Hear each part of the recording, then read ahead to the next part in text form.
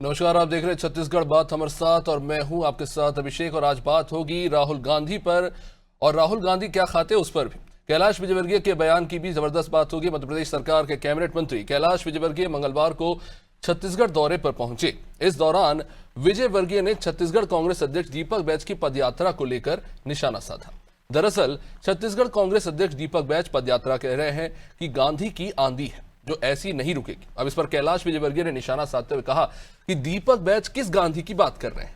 वो गांधी जो ठीक तरह से हिंदी में गांधी भी नहीं लिख सकते, या फिर वो गांधी जिसने देश की गरीबी देखी तो गरीबों की तरह रहना और खाना शुरू कर दिया। विजयवर्गीय ने राहुल का नाम लिए बगैर कहा कि ये गांधी छुट्टी मनाने के लिए थाईलैंड जाते हैं। विजयवर्गीय ने आगे ये भी कह दिया कि गांधी का चरित्र भी हमें देखना होगा। एक गांधी थे जो गाय की पूजा करते थे, वही एक गांधी बीफ खाते। विजयवर्गीय बयान पर पलटवार करते हुए दीपक बैज ने भाजपा नेताओं पर बीफ खाने के आरोप लगा दिए। उन्होंने कहा कि गाय के बीफ की सप्लाई केंद्र की मोदी सरकार में सबसे ज्यादा हुई। आपको बता दें कि इससे पहले भाजपा अध्यक्ष भी राहुल गांधी पर बीफ खाने के आरोप लगा चुके। वही भारत जोड़ो यात्रा के दौरान राहुल की बीफ खाते हुए एक फोटो वायरल हुई थी, तथाकथित फोटो जो बाद में फेक साबित हुई। बीफ खाना या ना खाना ये अपनी पसंद है, लोगों का अपना खान पान है। भाजपा नेता और केंद्रीय मंत्री किरण रिजिजू भी बीफ खाने की बात स्वीकार कर चुके हैं। ऐसे में राहुल गांधी की थाईलैंड यात्रा और बीफ जैसे मुद्दे उठाने का मकसद आखिर क्या है, और दीपक बैज की पदयात्रा से कांग्रेस को आखिर क्या फायदा होगा, आज इसी पर चर्चा करेंगे। उससे पहले बयानों पर एक नजर। कौन से गांधी की बात कर रहे हैं? वो गांधी जो ठीक तरीके से गांधी भी नहीं लिख सकते हिंदी के अंदर, या वो गांधी जिन्होंने अपना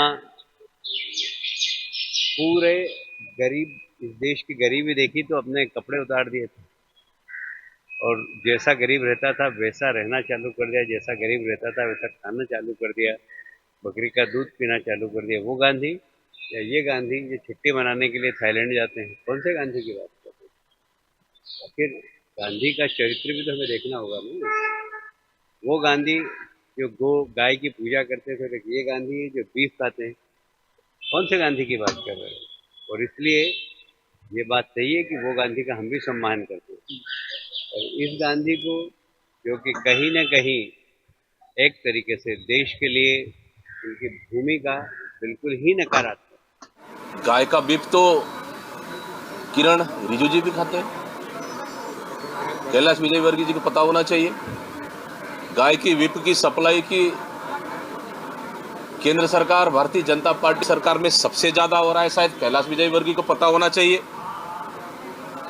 तो ये गांधी का देश है, ये गांधी की विचारधाराओं पर चलने वाला देश है। ये गोडसे का विचारधारा का देश नहीं है।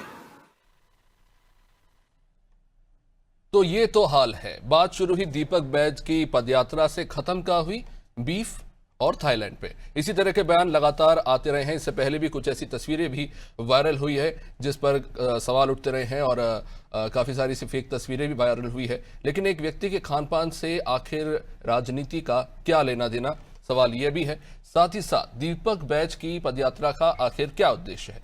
इससे पहले भी छत्तीसगढ़ में कांग्रेस पदयात्रा निकाल चुकी है, न्याय यात्रा निकाल चुकी है, राज्य की कानून व्यवस्था को लेकर सवाल उठा चुकी है। इस बार एक बार फिर से पदयात्रा निकाली गई है। आपको एक बार फिर से याद दिला दें कि राहुल गांधी जिस वक्त नेता प्रतिपक्ष है लोकसभा में, उन्होंने भी एक पदयात्रा निकाली थी। 4000 किलोमीटर की पदयात्रा उन्होंने की थी। दो पदयात्राएं उन्होंने, लंबा सफर पूरे देश में उन्होंने पैदल देश में नापा था, और जिसकी जबरदस्त चर्चा भी रही। और एक और पदयात्रा जो है अब छत्तीसगढ़ में होती नजर आ रही है, और इसको लेकर सियासत भी जमकर देखने को मिल रही है। इस बीच मध्य प्रदेश में मंत्री और भाजपा के वरिष्ठ नेता कैलाश विजयवर्गीय इस बीच छत्तीसगढ़ पहुंचे थे, जहां पर उन्होंने ये बयान दिया, जहां पर एक तरफ दीपक बैज ने कहा कि गांधी की आंधी चल रही है जो रुकेगी नहीं, तो इस पर कैलाश विजयवर्गीय ने सवाल खड़े कर दिए कि आखिर किस गांधी की बात हो रही है। वही कैलाश विजयवर्गीय ने बातों ही बातों में राहुल गांधी और देश के जननायक, स्वतंत्रता सेनानी और महान नेता महात्मा गांधी से उनकी तुलना भी कर दी, और यह भी कह दिया कि जहां एक तरफ महात्मा गांधी जिन्होंने देश की गरीबी देखकर कपड़े उतार दिए, तो वही उन्होंने राहुल गांधी को लेकर कह दिया कि एक गांधी है जो थाईलैंड यात्रा करने जाते हैं, और बीफ खाने जैसे आरोप भी उन पर लगा दिए। और साथ ही साथ ये भी कह दिया कि वो हिंदी में गांधी भी नहीं लिखते। इस तरह के जो बयान है, आक्षेप बीजेपी के द्वारा लगाए गए हैं, जिस पर कांग्रेस ने भी पलटवार किया है। और इसी को लेकर अब सियासत काफी ज्यादा चर्चा में है। चलिए अब चर्चा को आगे बढ़ाएंगे। इस वक्त हमारे साथ रितेश मोहरे बीजेपी से हमारे साथ जुड़ चुके हैं।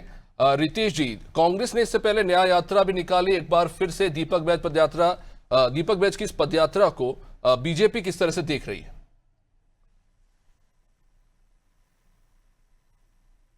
जी नमस्कार। सबसे पहले तो मैं बताना चाहूंगा कि कल जो कैलाश विजयवर्गीय जी ने जो कहा कि इस देश में एक महात्मा गांधी जी भी हुए जो बड़ी दांडी यात्रा करके देश में नमक कानून को तोड़ने का काम किया और इस देश को आजादी दिलाने में उनकी सक्रिय भूमिका रही।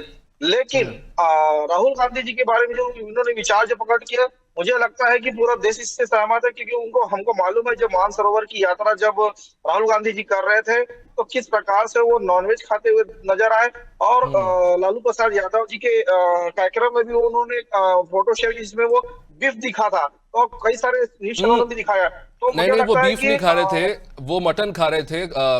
मैं रेसिपी भूल रहा हूँ कौन सी थी, लेकिन कुछ बिहारी मटन टाइप की कुछ रेसिपी थी, वो बीफ नहीं था। मैं चाहता हूं कि कुछ मिसकम्युनिकेशन ना हो, इसलिए मैंने क्लियर कर दिया। रितेश जी कंटिन्यू कीजिए। जी जी, तो वही मैं कहना चाहूंगा कि कैलाश विजयवर्गीय ने जो कहा है, तो मुझे लगता है कि उनके बयान को बिल्कुल उस नजरिए से देखा जा सकता है कि उन्होंने जो कहा है कि वो गलत नहीं कहा, क्योंकि जहां वो जब भी देश में कोई आपत्ति होती है तो छुट्टी पे चल देते हैं और उनको देश के बारे में ज्यादा जानकारी नहीं है। बहुत सारे ऐसे न्यूज चैनल में उनके प्रश्न जब किया जाता है तो बहुत सारी बातों को जवाब नहीं दे पाते। तो मुझे लगता है कि कैलाश विजयवर्गीय की जो बातें हैं बिल्कुल सत्य है और कथन सत्य है। ठीक है, अभिमन्यु जी क्या कहेंगे इस पे? सबसे पहले तो आपको नमस्कार अभिषेक जी, रितेश भाई नमस्कार। देखिए मुझे तो ये सिर्फ पब्लिसिटी स्टंट लगता है विजयवर्गीय जी का। क्या जबरदस्ती की आप मीडिया में छाने के लिए इस प्रकार की बातें, आजकल ट्रेंड हो गया है लोगों का करना। आप देखेंगे कोई इशू नहीं था, कोई वैसा विषय नहीं था, अचानक से इस प्रकार की बातें करना और ये बताना ये खाना वो खाना, तो ये समझ में नहीं आता। कैलाश विजयवर्गीय जी, मुझे तो ऐसा लगता है कि आज वैसे भी कैलाश विजयवर्गीय जी जो हैं, खुद की राजनीतिक उनका करियर जो है हाशिए पे चल रहा है और कहीं ना कहीं उसको रिवाइव करना चाहते हैं। मध्य प्रदेश में सीएम बनना चाहते थे, हो नहीं पाया। लोकसभा चुनाव लड़ना नहीं चाहते थे, जबरदस्ती लड़वा दिया गया। अब दूसरे लोगों पर टिप्पणी करते हैं। उनको सबसे पहले आपके माध्यम से तो मैं ये कहना चाहूंगा कैलाश विजयवर्गीय जी को कि अपने स्वयं के घर में आप अपने गिरबान में जाके पहले आपके सुपुत्र जो हैं आकाश विजयवर्गीय जी, अभी कुछ साल पहले उनका वीडियो सामने आया था, नगर निगम के अधिकारियों को क्रिकेट के बैट से वो मारते हुए सामने आए थे, वीडियो में दिख रहे थे। उसके अलावा इनके स्वयं लेकिन अभिमन्यु जी आपको ये भी याद होगा कि सबूतों के अभाव में वो बरी भी हो गए थे। वही तो बात है ना, सरकार इनकी बन गई तो उसके बाद फिर तो बरी हो ही जाते हैं लोग, वो कोई बात नहीं है। लेकिन वीडियो में दिख रहा था कि नहीं दिख रहा था अभिषेक जी, मैं आपसे पूछना चाहूंगा। वीडियो में तो साफ साफ दिख रहा था। अब उसके बाद उसने वो कैसे बरी? अभिमन्यु जी, अब मैं भी बंधा हुआ हूं, मैं कोर्ट के फैसले पर सवाल नहीं उठा सकता, पर खैर तो सभी जानते हैं। वही बात है, जो था वो प्रत्यक्ष था, वो सबने देखा। उसके अलावा इन पर यह भी आरोप लगा कि इन्होंने केसेस छुपाए अपने हलफनामे में, कैलाश विजयवर्गीय जी ने, जो इनके ऊपर एक सामूहिक बलात्कार का केस था पुराना, वो इन्होंने अपने हलफनामे में नहीं बताया। उसके अलावा 1999 में दुर्ग में, छत्तीसगढ़ की बात है, उस समय छत्तीसगढ़ नहीं हुआ करता था, लेकिन दुर्ग जिले में इनके ऊपर मानहानि का केस लगा था, वो इन्होंने हलफनामे में नहीं दायर किया। तो कैलाश विजयवर्गीय जी खुद का, उनका इतिहास क्या है और किस प्रकार के वो नेता रहे सब जानते हैं। और आज उनकी क्या है, राजनीतिक जमीन खत्म हो चुकी है, तो जमीन तलाशते हुए इस प्रकार की बौखलाहट में ऐसे बयान देते हैं ताकि वो वायरल हो। वो अब देखिए कैलाश विजयवर्गीय जी कौन पूछ रहा था इतने समय में, आज आप पूछ रहे हैं। जगह जगह और बड़े बड़े चैनलों में उनकी डिबेट हो रही है, आपके चैनल पे डिबेट हो रही है, तो इनको एक फुटेज मिल रही है। तो मुझे लगता है ये सारी बातों को सामने लाने का, इस अनर्गल बातें करने का उनका जो मुद्दा था, उसके पीछे जो उनका उद्देश्य था। अभिमन्यु जी, मूल बात पे आते हैं। मूल बात दरअसल ये है कि एक नेता की एक सार्वजनिक जिंदगी होती है और एक निजी जिंदगी भी होती है। कुछ चीजें आपको पसंद आ सकती है, कुछ चीजें नहीं। लेकिन जब कांग्रेस सवाल उठाती है कि राहुल गांधी पर पर्सनल अटैक्स किए जा रहे हैं, अनर्गल बयानबाजी की जा रही है, लेकिन आपकी पार्टी के नेता भी तो प्रधानमंत्री नरेंद्र मोदी को लेकर इस तरह के पर्सनल कमेंट्स करते हैं। बहुत सी ऐसी बातें हैं जिसको लेकर सवाल उठते रहे। इस बारे में नहीं कि वो देश के प्रधानमंत्री है तो उनके बारे में ऐसा क्यों कहा जा रहा है। एक नेता के तौर पर भी क्या जिम्मेदारी के साथ बयान नहीं देना चाहिए? इस तरह की जो बयानबाजी है प्रधानमंत्री मोदी के लिए आपकी पार्टी के नेताओं की तरफ से भी हुई है। देखिए मुझे ऐसा नहीं लगता कि इस प्रकार की कोई बयानबाजी हुई है, लेकिन चूंकि प्रधानमंत्री जी की बात उठी है तो मुझे उन्हीं की बातें याद आती हैं। उनकी बयानबाजी कैसी रहती है, उनकी शब्दावली कैसी रहती है। जर्सी गाय कहते हैं किसी को, कांग्रेस की विधवा कहते हैं किसी को, एक महिला को। इस प्रकार की बातें वो करते हैं, मंगलसूत्र चुरा के ले जाएंगे, आपका ये कर देंगे, एक धर्म विशेष के प्रति दुर्भावनावश बात करना, कपड़े देख करके लोग आतंकियों को पहचानो कहना, इस प्रकार की बातें, ये भाषा शैली हमारे देश के प्रधानमंत्री स्वयं की है। तो उनसे क्या कहा जाए? इनके सारे जितने भी अनर्गल बयानबाजी होती है, ज्यादातर भारतीय जनता पार्टी के नेताओं के सामने आती है। आज आप देखेंगे सबसे ज्यादा जो अभिमन्यु जी, मैं आपको एक चीज याद दिलाना चाहूंगा। अभी मध्य प्रदेश के एक नेता है जिनका मैं नाम भूल रहा हूं, उन्होंने एक बयान दिया था, हालांकि उन्होंने इस पे माफी मांगी थी कि उनके गलती से मुंह से निकल गया, बट ही सेड कि राजनीतिक हत्या कराएंगे उनकी। प्रधानमंत्री को का नाम लेकर उन्होंने ये बात कही थी, इस पर उन पर केस हो गया था। बाद में उन्होंने माफी मांगी थी क्योंकि गलती मैं इसलिए याद दिला रहा हूं कि इस तरह की बयानबाजियां आपकी पार्टी से भी हुई हैं, और प्रॉब्लम यह है कि उसको लेकर आपत्ति भी नहीं जताई जाती। नहीं, इस प्रकार की कोई बयानबाजी होती तो हमारा उसका कोई सरोकार नहीं होता इस चीजों से। हमने शुरू से ही कहा है, हम वैचारिक लड़ाई लड़ते हैं, राजनीतिक लड़ाई लड़ते हैं। व्यक्तिगत लड़ाई से, व्यक्तिगत टिप्पणी से हम ज्यादातर दूर ही रहते हैं। अगर व्यक्तिगत टिप्पणी हमारे ऊपर हो तब कहीं तो उसका हम जवाब जरूर देते हैं, लेकिन हम किसी के ऊपर व्यक्तिगत टिप्पणी नहीं करते। लेकिन आप देखेंगे हमारी पार्टी के ऊपर चाहे वैचारिक लड़ाई लोग लड़ नहीं पाते, व्यक्तिगत टिप्पणी ही ज्यादा करते हैं। ठीक है, जवाब ले लेते हैं रितेश जी। चाहे सोनिया गांधी जी के ऊपर टिप्पणी करेंगे, कई सारी बातें हैं, इनको अपनी भाषा शैली थोड़ा संभालनी चाहिए। रितेश जी, क्या कहेंगे इस पर? जो कांग्रेस, अभिमन्यु जी जो कह रहे हैं कि आपकी पार्टी के नेताओं के द्वारा इस तरह की बयानबाजी थोक के भाव आती है, और एक और सवाल इसके साथ मैं ये भी जोड़ना चाहूंगा, क्या जानबूझ के इस तरह के बयान दिए जा रहे हैं ताकि कांग्रेस नेताओं की पदयात्रा से इतर दूसरा मामला उठा दिया जाए? पहली बात तो उनके पदयात्रा से कोई प्रभाव होने वाला नहीं है। राहुल गांधी जी 2 बड़ी यात्राएं कर लिए, उनसे देश में उनको क्या चुनाव की क्या स्थिति हुई सबने प्रदेश ने देखा है। दूसरी बात, अभिमन्यु जी जो कह रहे हैं कि इन्होंने प्रधानमंत्री जी पर कोई टिप्पणी की, आपको याद दिलाना चाहता हूँ लोकसभा की बात, जब इनके नेता प्रतिपक्ष चंदा महंत जी ने किस प्रकार से बयान दिया था, डंडे से मारने की बात की, क्या वो भूल गए? और भूपेश बघेल जी ने क्या बयान दिया था लोकसभा के चुनाव के बाद, तो वो क्या भूल गए? तो मुझे लगता है कि बहुत सारी ऐसी बातें हैं जिनको लेकर के बातें होती रहती है, और जब इनकी पारी आती है तो ये व्यक्तिगत हमला बोलते हैं। उनके राष्ट्रीय अध्यक्ष जी ने भी एक बार बयान दिया था मोदी जी के ऊपर। तो मुझे लगता है कि ये सारी चीजें जब जुबान जब फिसल जाती है मुंह से, तो उसको वापस लेने की बात जब कांग्रेस कहते हैं, तो मुझे लगता है कि इस पर थोड़ा ध्यान देने की आवश्यकता है। क्योंकि जब आप टिप्पणी करेंगे तो आप क्रिया की प्रतिक्रिया तो होगी, और जब बात सच्चाई की बात अब आ रही है तो ये पीछे मुड़ने के लिए देखते हैं, तो मुझे लगता है कि सारी जनता देखती है कि ये इनके कथनी और करने में कितना अंतर आता है। नहीं, लेकिन रितेश जी, अभी आपने मांस खाने को लेकर बात कही। देश की 70% से ज्यादा आबादी नॉनवेज खाती है, नॉन वेजिटेरियन, ये सर्वे बताता है। और साथ ही साथ आपकी पार्टी के नेता भी नॉनवेज खाते हैं, ये कोई बड़ी बात तो है नहीं। और कैलाश विजयवर्गीय जी महात्मा गांधी का जिक्र कर रहे हैं, तो मैं आपको बता दूं, उनकी आत्मकथा के अनुसार वो भी मांस खाते थे, महात्मा गांधी जी जिनकी मैं बात कर रहा हूं, लेकिन बाद में उन्होंने शाकाहार को अपनाया था। देखिए, जहां तक मैं जो पढ़ा हूँ महात्मा गांधी जी के बारे में, जब वो साउथ अफ्रीका से जब वापस आए, देश की आजादी में उन्होंने योगदान चालू किया, उन्होंने बड़ा आंदोलन खड़ा किया, तो उन्होंने स्वदेशी अपनाया। आपको याद होगा कि देश के लाखों लोग जब गरीबी से जूझ रहे थे, उन्होंने कपड़े की होली जलाई और वो जमीन में सोना चालू किए, साबरमती आश्रम बना करके वहां पर रहना चालू किए, और स्वदेशी आंदोलन को उन्होंने खड़ा किया। तो मुझे लगता है कि मैं इन बातों से कहां इनकार कर रहा हूं, मैं तो कह रहा हूं ये सारी बातें जो आपने कही बिल्कुल सही, लेकिन ये गांधी जी ने खुद कहा है कि वो खाते थे नॉनवेज, बाद में उन्होंने शाकाहार को अपनाया, तो उस पर आप क्या कहेंगे? देखिए, किसी की मानसिकता बिल्कुल बदल सकती है कि पहले मांसाहार था। ऐसे में आप बोलेंगे तो हमारे सनातन धर्म में अंगुली माल के नाम से जो फेमस था, बाद में वाल्मीकि हुए। तो मुझे लगता है कि व्यक्ति के अंदर परिवर्तन बिल्कुल निश्चित रूप से होता है। तो महात्मा गांधी जी भी जब मैंने कहा ना कि साउथ अफ्रीका में थे, तो वो निश्चित रूप से खाते रहे होंगे, लेकिन जब वो आए तो स्वदेशी आंदोलन को लेकर के उन्होंने स्वदेशी अपनाया, और शुद्ध शाकाहारी के रूप में उन्होंने देश का प्रचार प्रसार किया, लोगों को जोड़ने काम किया। मैंने इसलिए कहा ना पहले अपने वक्तव्य में कि उनकी देश की आजादी में बहुत महत्वपूर्ण योगदान, उनकी भूमिका थी। तो लेकिन एक और वो गांधी थे और एक और ये गांधी है जो आज देश को बांटने में लगे हुए हैं, संविधान की दुहाई देते हैं, लेकिन एक और देश के उपराष्ट्रपति को मिमिक्री। ठीक, ठीक है, ये इस पे जवाब ले लेते हैं। एक मिनट, शायद कुछ कनेक्शन कट गया है, रितेश जी को वापस कनेक्ट करें। अभिमन्यु जी, रितेश जी बात कह रहे हैं, इसको लेकर लगातार सवाल उठे हैं। ठीक है, आप देश के बड़े नेता हैं, लेकिन जब आप विदेश में जाकर बात करते हैं, तो जब आप फॉरेन में किसी फोरम में जाकर अपनी बात रखते हैं, तो क्या आपको लगता है कि थोड़ी जिम्मेदारी से बातें रखी जानी चाहिए, चाहे वो इलेक्शंस को लेकर हो? ठीक है, एकेडमिक डिबेट्स होती हैं, बट आपको इस बात का भी ध्यान रखना नहीं चाहिए क्या कि आप अपने देश को रिप्रेजेंट कर रहे हैं एज अ लीडर? अभिमन्यु जी। देखिए, बिल्कुल बिल्कुल बात ध्यान रखनी चाहिए, और जो समस्याओं की बात ही कही गई है, मेरे हिसाब से कोई ऐसी बात नहीं की जो समस्या फेस कर रहे हैं, जो देश में जिस चीजों के बारे में बात नहीं होती, इस बारे में चर्चा नहीं होती, उस बारे में वहां कहा गया है। लेकिन मुझे एक आपने ये बात उठाई विदेश जाकर बात करने की, तो मुझे एक मोदी जी का वक्तव्य याद आ रहा है। उन्होंने विदेश जाकर कहा था कि 2014 से पहले भारत में पैदा होना को लोग दुर्भाग्य समझते थे, कि कैसी फूटी किस्मत है, किस देश में पैदा हो गए।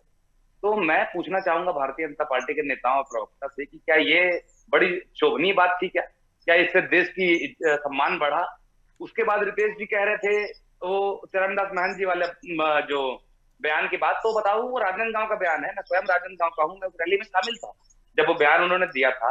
वो एक व्यंग्यात्मक रूप में उन्होंने ये कहा कि हमें ऐसे लोग नहीं चाहिए जो भारतीय जनता पार्टी के सामने सवाल ना उठा सके, ना उनसे सवाल ना पूछ सके। हमें लाठी पकड़ैया आदमी चाहिए, हमें मुड़ फोड़ैया आदमी चाहिए।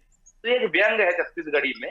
तो उसमें कुछ ऐसा नहीं कहा था कि हमें आदमी चाहिए जो प्रधानमंत्री का जाकर के लाठी से सर फोड़ दे। ये संभव नहीं होता, ये आप भी जानते हैं, रितेश जी भी जानते हैं, सब जानते हैं। जिस सिक्योरिटी में प्रधानमंत्री रहते हैं, उसके आसपास फटकना भी किसी के लिए संभव नहीं होता है। तो ये व्यंग को अलग प्रकार से इन लोगों ने पेश किया। तो ये सारी बातें, मुझे अभी भी यही लग रहा है, रितेश जी की बातें मैं सुन रहा था कि उन्होंने कई सारी बातें ठीक भी कही। जिस प्रकार की चीजें वो कह रहे थे, गांधी जी के बारे में बता रहे थे, मैं सुन रहा था। और आपने एक बात बहुत अच्छी कही, लगभग मैं आपको बताना चाहूंगा, असली आंकड़ा 74% के आसपास लोग जो है भारत देश में नॉनवेज खाते हैं। लेकिन आप किसको टारगेट करते हैं? अभी बीच में एक मामला उठा था हाथ धोने वाला, कि आपने हाथ धोया या नहीं हमको कुछ देने के पहले।